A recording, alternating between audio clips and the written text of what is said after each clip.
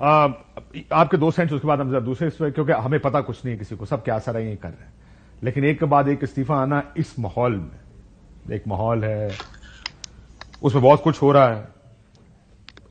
It is alarming کہ ججز بھی ریزائن کریں. ویسے اچھی بات ہے کہ ریزائن کریں. کئی دفعہ ایسا ہوتا ہے کہ this kind of what do you think, آپ کا کیا؟ لیکن 2 حوالوں سے میرے نزدیک یہ اہم ہے، لیکن اس سے پہلے میں یہ کہنا چاہوں گا کہ کیونکہ انہوں نے کوئی ریزن اس کے اندر کوٹ نہیں کیا، ان کا جو ریزگنیشن لیٹر ہے اس کے اندر انہوں نے صرف اتنا کہا ہے کہ I do not wish to continue, اور یہ کوئی بھی ریزنز ہو سکتے ہیں. تو ہم اگر کوئی بھی بات کریں گے تو وہ ایک اسپیکولیشن کے زمرے میں آئے گی.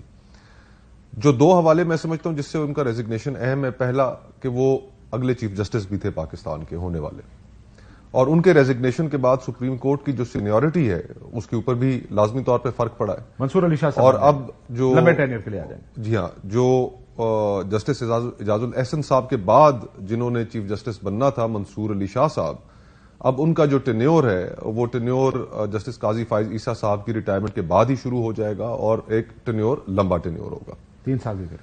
اور ویسے یہ بھی ساتھ کہنا ضروری ہے کہ justice Mansoor Ali Shah carries a very good reputation, ایک اچھے جج کے طور پر، ایک بیلنس جج کے طور پہ وہ جانا چاہتے ہیں.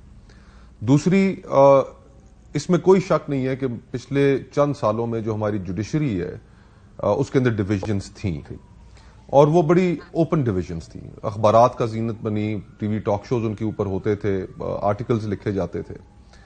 لیکن یہ پولرائزیشن ہوئی کیوں؟ نفرتیں عروج پہ ہیں، اور یہ صرف پولیٹیکل پارٹیز کے اندر ایسا ماحول نہیں ہے، ہمیں جوڈیشری کے اندر بھی نظر آ رہا ہے کہ نفرتیں اور پولرائزیشن جو ہے وہ عروج پہ ہے، اور یہ ہمارے معاشرے کے اندر بھی بہت دور تک یہ نفرتیں پھیل چکی ہیں. اور جتنی پولرائزڈ ہماری سوسائٹی اس وقت ہو چکی ہے، یہ شاید اسی کا کوئی ایک نتیجہ ہو. لیکن مزید اس پر کہنا، کیونکہ انہوں نے خود کوئی ریزن لکھا نہیں، تو میرے خیال سے ایک میئر اسپیکولیشن ہوگی، اور اس میں ہم کسی بھی جانب جا سکتے ہیں. ہوائی فائرنگ کریں گے، ہم جو بھی کریں گے ہوائی فائرنگ کریں گے. اسے ہوائی فائرنگ کو چھوڑتے آ جاتے ہیں ذرا جو کل بڑا مسئلہ، جو بڑا ایشو ہے بلہ. آپ کو لگتا ہے بیرسٹر علی ظفر صاحب، آپ سے شروع کرتا ہوں سر، جو انہوں نے تقسیم کا ذکر کیا، پولرائزیشن کا سپریم کورٹ میں ذکر کیا، ظاہر ہے بہت سے حالات ہم شاید کہہ نہ لیکن حالات سے واقف سب ہیں. اب یہ ان حالات میں ہی بلے کا نشان جا رہا ہے، سپریم کورٹ کے سامنے کیس جا رہا ہے. یو تھنک کہ بلہ آپ ریٹین کر پائیں گے سپریم کورٹ سے، یا وہ جو یو چل رہی ہے، بلہ گیا بلہ آیا، بلہ گیا بلہ آیا، پھر بلہ 5ویں دفعہ جانے کا یہ امکان نظر آ رہا ہے آپ کو؟ جی دیکھیں، جہاں تک میرٹس کی میں بات کرتا ہوں ابھی 1 منٹ میں، لیکن پہلے ایک چیز پہ ذرا آپ غور کریں، اور وہ یہ ہے کہ الیکشن کمیشن آف پاکستان جس کا کام ہے کہ وہ فری اینڈ فیئر الیکشن کرائے، وہ ایک رائیول بنا ہوا ہے، ایڈورسری بن کے. دیکھیں جی صاحب، کوشش کری جا رہا ہے کہ ہم کسی طرح سپریم کورٹ سے کچھ کرا لیں، اب اگلی جگہ سے نہیں ہو رہا. So I understand what you seeing.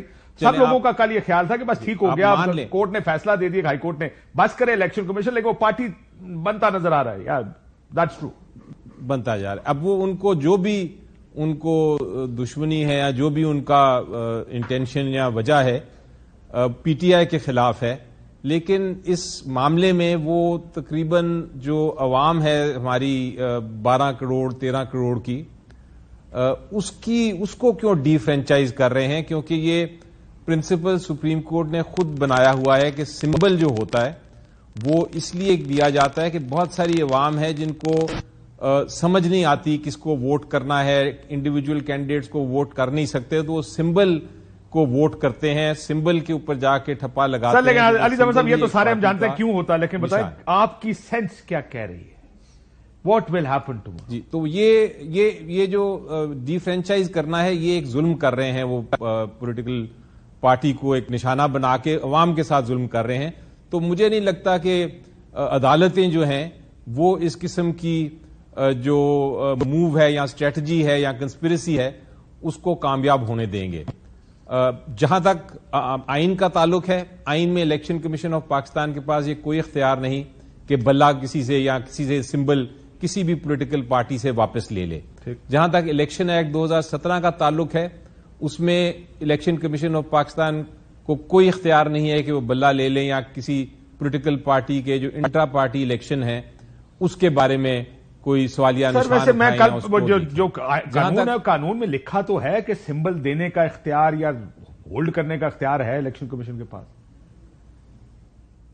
G symbol دینے کا اختیار ہے, سمبل لینے کا اختیار نہیں ہے.